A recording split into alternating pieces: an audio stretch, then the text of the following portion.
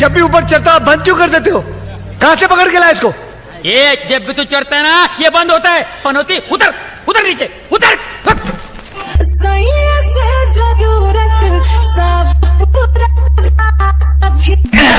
अब भी ठीक करके देता हूँ। अभी मालूम पड़ा मेरे को प्रॉब्लम क्या है।